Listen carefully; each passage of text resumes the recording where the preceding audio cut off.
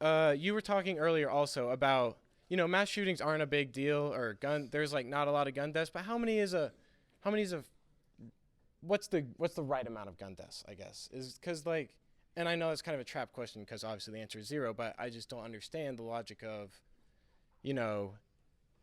there's only a couple, so it's not that bad. Like, I just don't know if you could explain that to me, please. Well, I'll throw it right back at you. At what point will you be satisfied with gun confiscation when what's your number? Because the burden of proof is on the gun grabbers, not on me. I've told you, the left is very pro-gun. Okay, okay.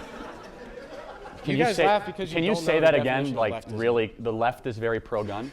The socialist and left, not the Democratic Party, a lot of socialists have pro-gun sentiments.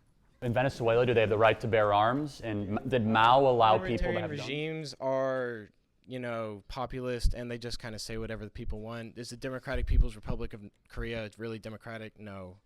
You can't just, because somebody says they're socialist, you don't just get to slap the label on it.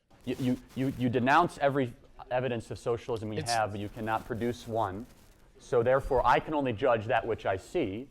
And I see people using the guise of Marxism and socialism. The guise, you just said it for me. It's not real. Of course, if you read the manifesto, they eventually talk about a utopian state absent of any sort of government control, where human nature is completely and totally changed, which I like to call science fiction. At this point. So we should just let people who are, in your opinion, inherently bad run amok with no checks. No, that's what's so beautiful about the Constitution. Bad people are going to try to corrupt their power, and we have checks and balances against them.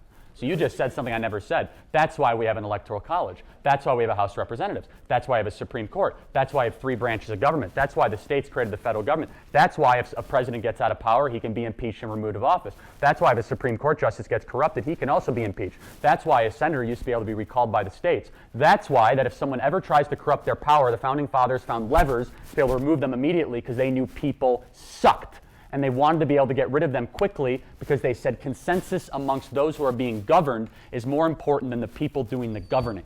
And that's what made the American Constitution so amazing.